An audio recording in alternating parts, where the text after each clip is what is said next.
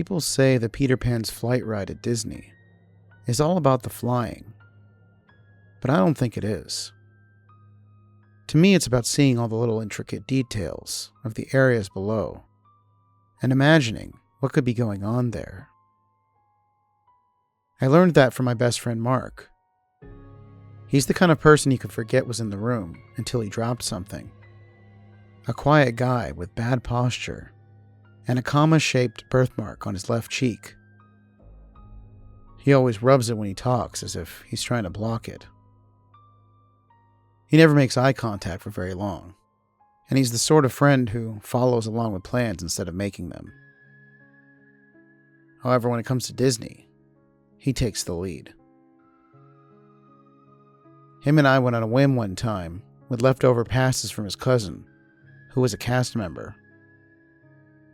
We stayed for the fireworks and ended up drifting toward Fantasyland afterward, the crowds thinning into little rivers of people who didn't want to go home.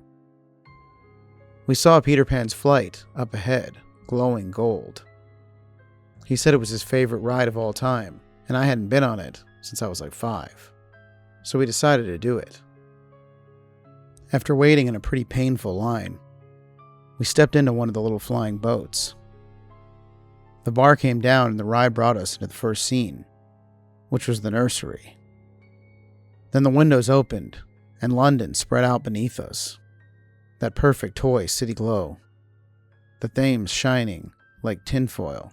Big Ben waiting in his pocket of sky.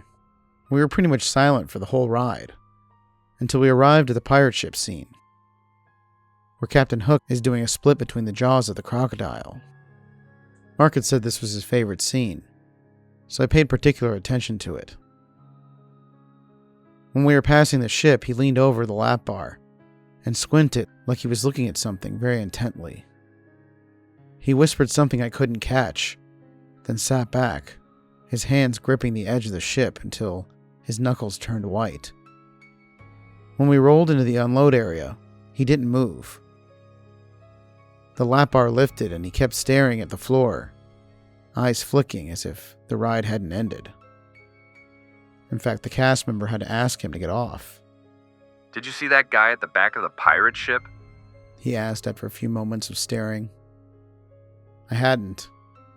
He nodded to himself, half smiling, like the answer confirmed something. "He looked like me. It was weird." We stepped into the gift shop nearby, and he walked towards a cheap pair of binoculars. He picked them up and asked, "You want to ride again? I can show you." Fairly interested at this point, I obliged. The moment we entered the pirate area again, he raised his binoculars and didn't lower them. Then he passed me the binoculars and pointed somewhere towards the back of the ship. I looked where he had pointed, but I couldn't see the figure. "Trust me, it's there. Looks exactly like me, with the birthmark and everything." I was starting to feel a little skeptical about the whole thing at this point. I figured maybe it was just one of his weird fixations. He did have quite a few of those throughout the years.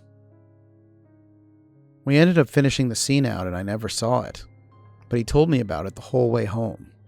Not in a nervous, rambling way, but calmly, like a guy trying to recall a dream in perfect order. Every detail was deliberate. The clothes, the way the figure stood, he was really sold on it. But I told him maybe he saw a cast member or a reflection of some sort. I think he'd already made up his mind at that point, though. By the time I dropped him off, he'd gone quiet completely.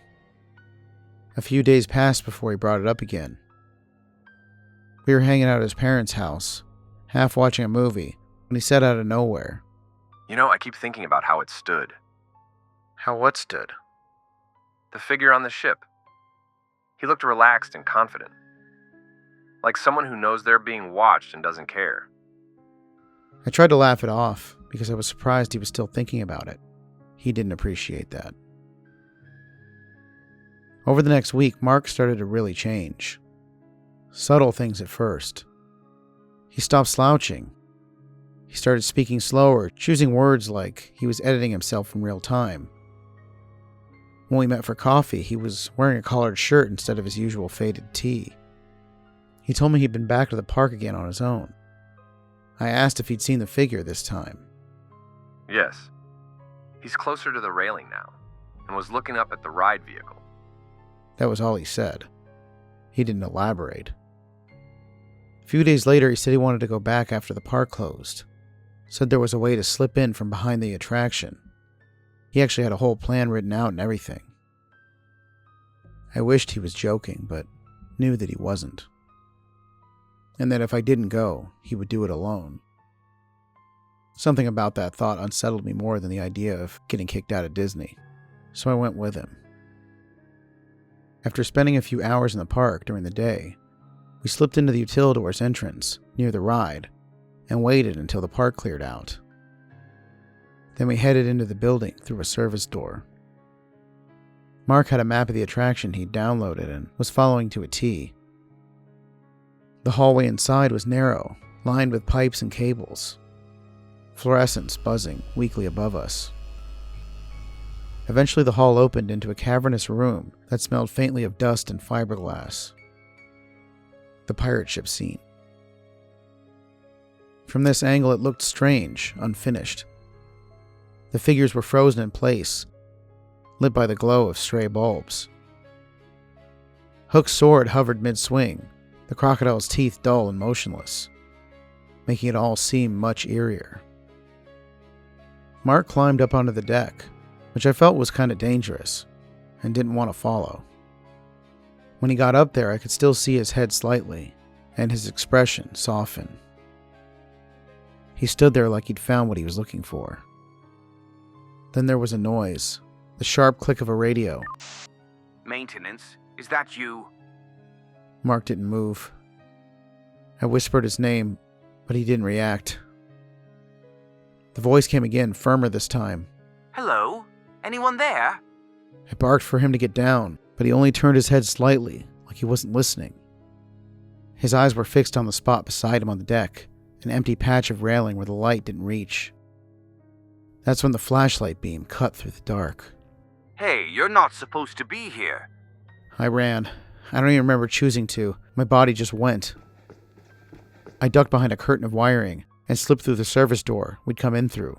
I could still hear shouting behind me, the sound of someone running. The halls were a blur of gray and humming lights. My only thought was getting out before someone grabbed me. I finally got back into the Utilidors and made my way towards the back exit of the park.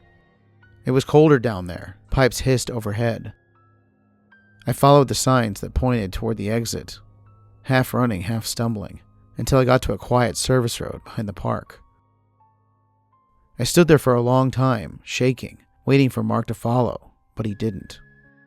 We had said we would meet there if we got separated, but he never showed. I told myself he must have been caught.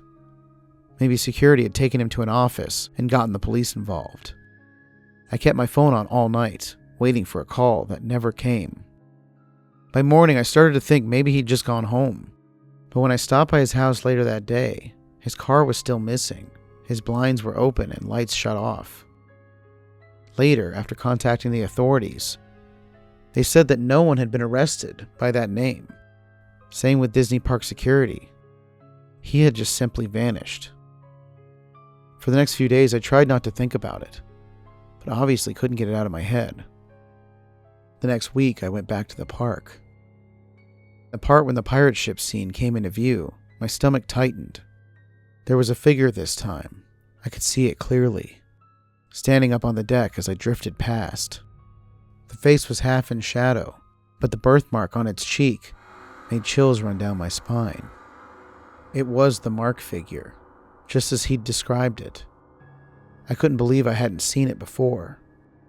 Although the strangest thing was that now it wasn't standing alone. A second figure stood beside it, a little shorter, turned slightly toward the first. The light from the lagoon flickered across its face for only a second, but it was enough time for me to see it clearly enough. The features on its face were similar to my own. And for some reason, I felt this insatiable urge to go and touch it.